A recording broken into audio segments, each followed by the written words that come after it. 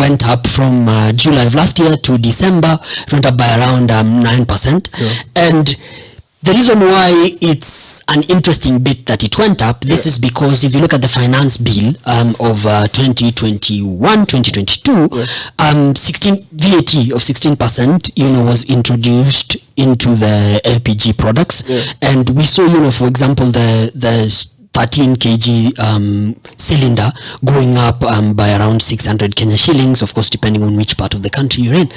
So many people, and I am one of those people who have found out that my analysis was actually wrong, because I was when the report came out, when we saw in the finance bill that VAT is going to be introduced, I was thinking, oh no, why is the government doing this? Because you find that people will move back to charcoal, other sources of energy which are not green.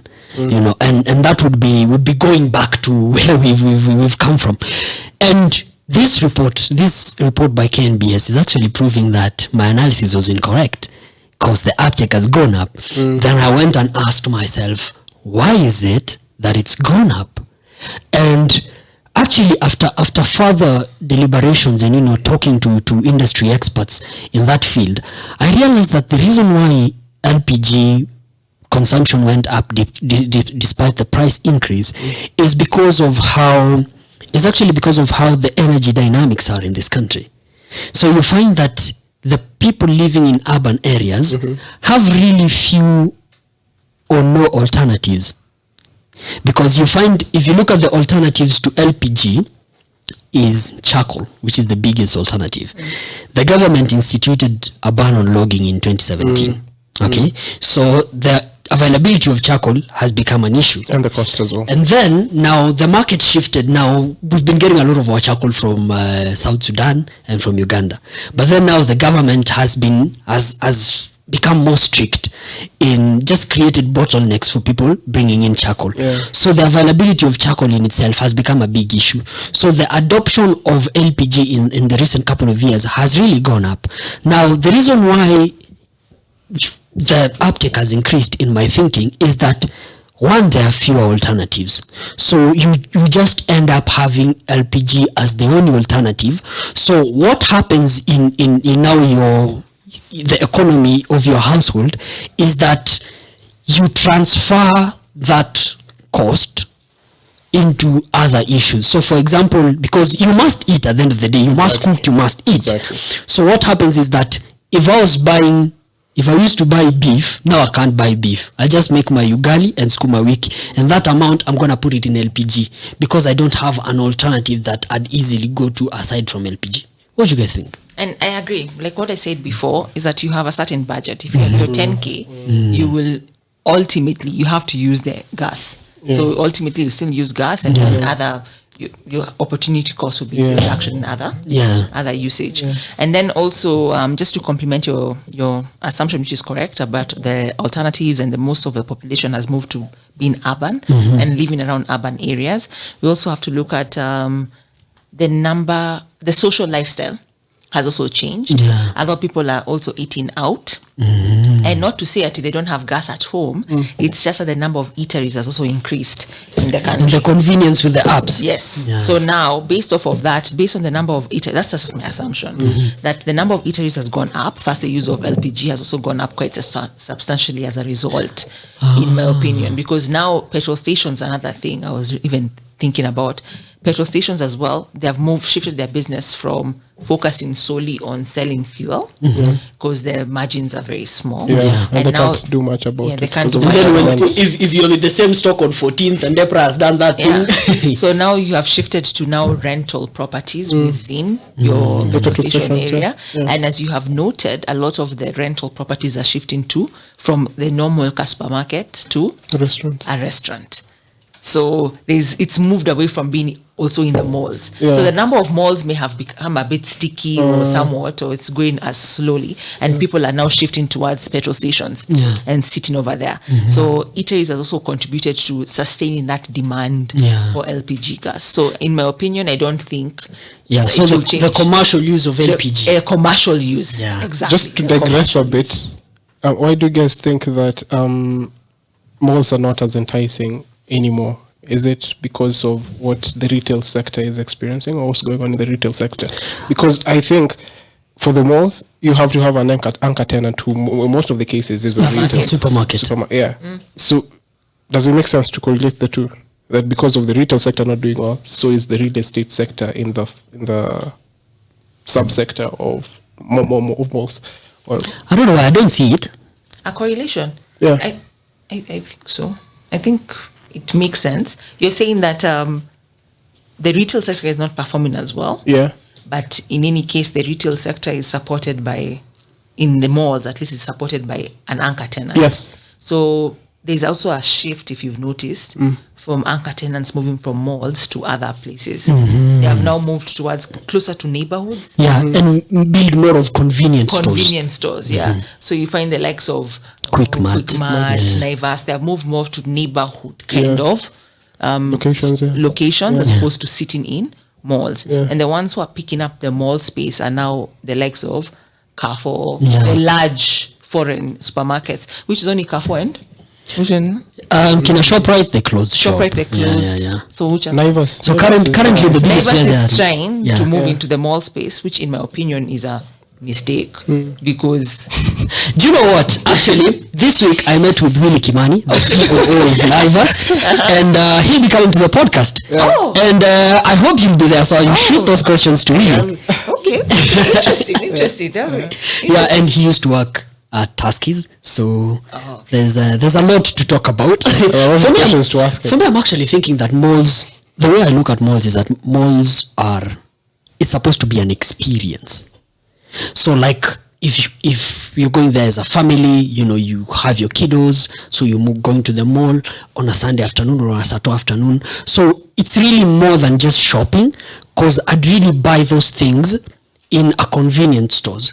So I'm taking the kids because I want them to play those games there, something like just have an experience, eat out at the same place. So for me, I see a challenge with malls because out of the experience bit, you find that their numbers are big on weekends.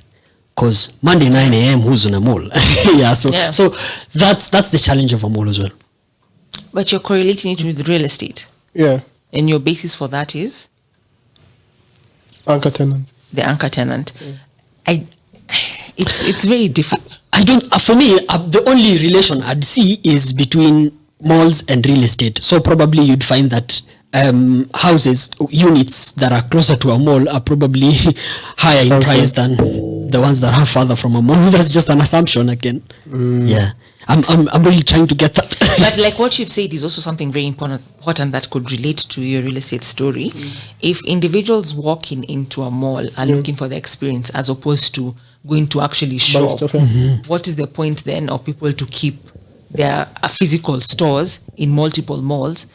If people are coming people are not coming to buy. They're coming for the experience. They're coming more family outings, and that's why if you've seen, even malls have shifted to playgrounds. There are a lot of playgrounds now. To rivers outside, Westgate inside, even Junction Mall has inside. I don't know whether these other malls have started doing the same thing where you have inside playgrounds, which has been a big hit with parents nowadays because you're looking for where your kid's going to play if you're living in a concrete jungle. I mean, that's also a big thing there. But then on the fact that now, as a tenant for a mall, I'm saying to think to myself, okay, I just need maybe one physical store, maybe somewhere very not as expensive, or maybe prime place, and then most of my sales will be online. Because now people have shifted to online, and that's why I would imagine most of the stores in malls are not occupied, because what is the point? Because even Two Rivers haven't resumed 100% the price they were in before COVID, so they are currently at 75%. The price or occupancy? The price, the rental charge that they have, the rental fees. Occupancy, I don't know about the figures yet. Yeah, because occupancy, I'd be very surprised if they're back to even 75. Yeah, I was even thinking 50. No, it's just that the fees they used to charge. Unless you watch the store. Because I know many malls had tried to entice people during COVID and waiving any fees, any accumulated fees, and saying that 2 months rent or 3 months for free. So that was an enticement, but whether it's going to generate into sales is another thing, because the rise of the online buying culture is crazy right now. Yeah, it is. Me, I don't know when the last time I've gone to a physical shop to buy anything. I'm always online trying to check out, okay, fine, how does this fit?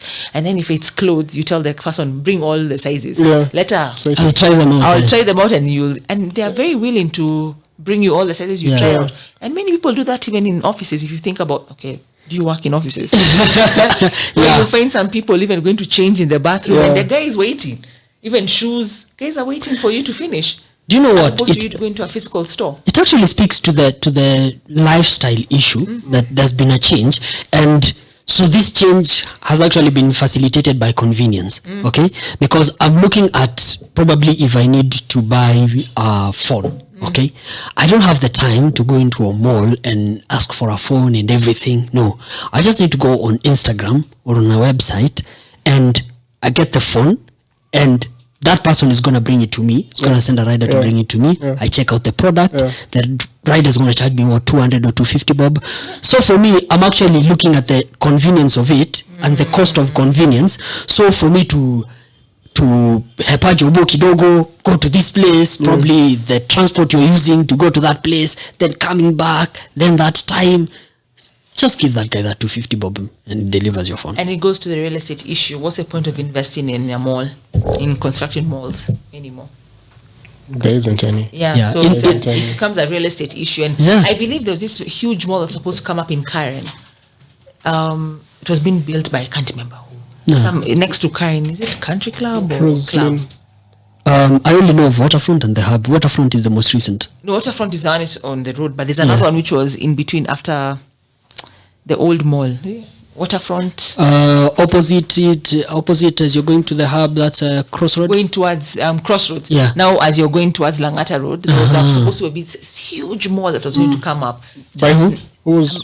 Offline. We'll check it out. But it was supposed to be very huge, and it had posters everywhere on Karen going towards Langata. How comes I missed Road, that? Next to Crossroads as you're going towards Langata Road. Yeah. Not the other side. Langata Road. Yeah. Yes, we'll see it. It was a huge mall that was supposed to come up, but it never took off. Because of tenants. So we were unable to get an anchor tenant, and then I think is it Waterfront that came up, which is huge? Yeah. Waterfront came up, was huge. Game was there. And then they had to go Drivers is now there. Yeah. And then it was a question of, was Waterfront going to be a success because it was on the other side of the Hub. Not the Hub. It was on the other side of the road. Who goes that direction? Yeah. But apparently, people do.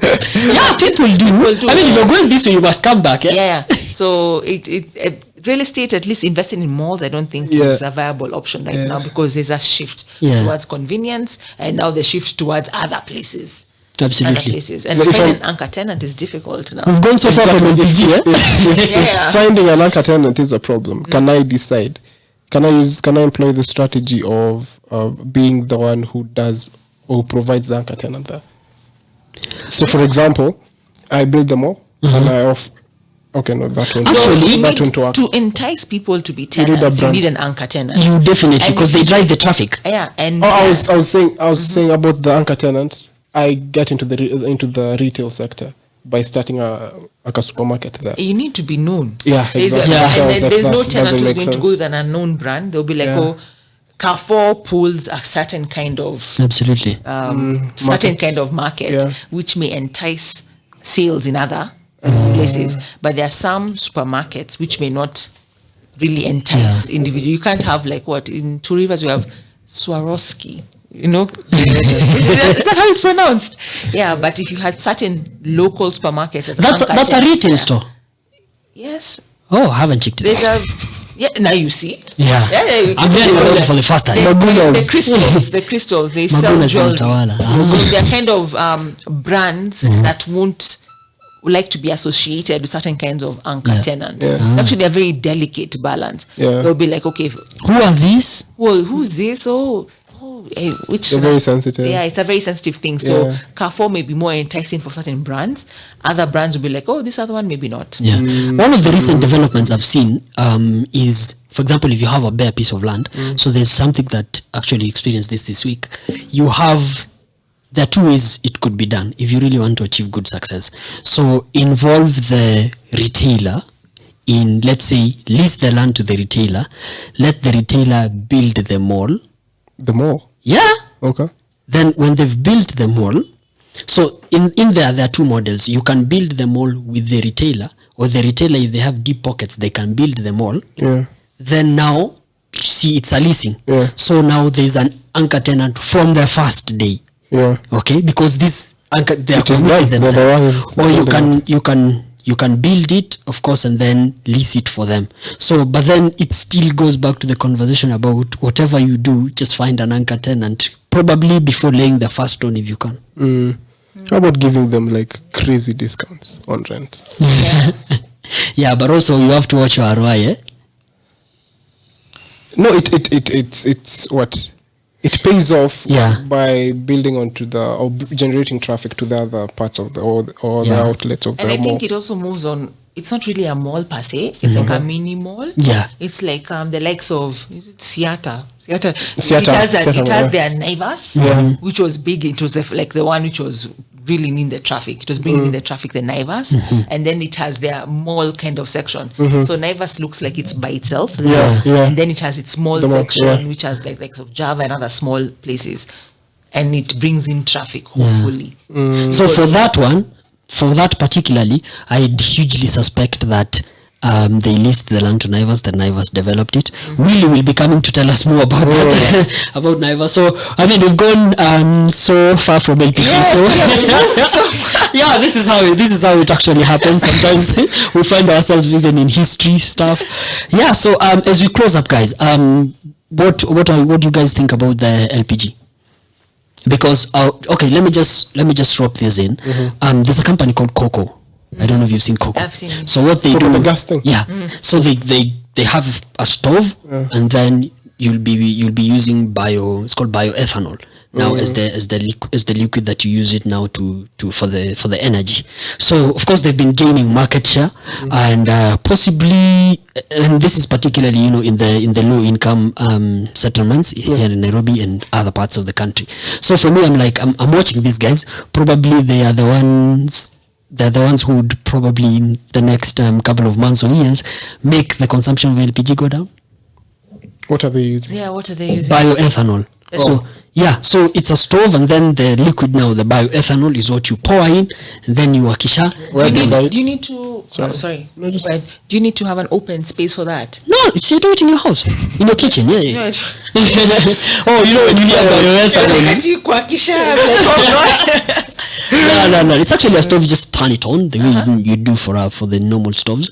Yeah, and then now the only difference is that it uses bioethanol. Do they have the capacity to, how our stoves look nowadays? Yeah. Do they, how do they, the bioethanol, Yeah. can it be put in a cylinder? No. Where do you buy it? No. How do you refill? Okay, so what they've done is that they've put refill centers. You see the way Maziwa ATM is done in a supermarket? So you'd go and find now a bioethanol ATM. So now you put... I haven't Oh, seen any. you have never seen that. You buy like kerosene. Yeah. Like pouring kerosene and then, Yeah, it's like the milk is like the... then is you that safe? Just go... Yeah. It's like walking with your kerosene to your apartment. And So, you guys are just thinking bioethanol. You're carrying bioethanol. And, yeah, it's like carrying fuel. Yeah. That's how I'm. But see, that's how it is. Yep. Yeah, so of course you have to be careful with that. But there are guys to just watch in this market. Yeah. Or the same space, we had M-Gas. Have you guys heard of M-Gas? Yeah, one of the most brilliant ideas I've had recently. Yeah, so what chances does Coco stand with the bioethanol thing, considering that M-Gas is already doing that? So And clearly, as demonstrated by the topic of this conversation, this is not a price elastic product.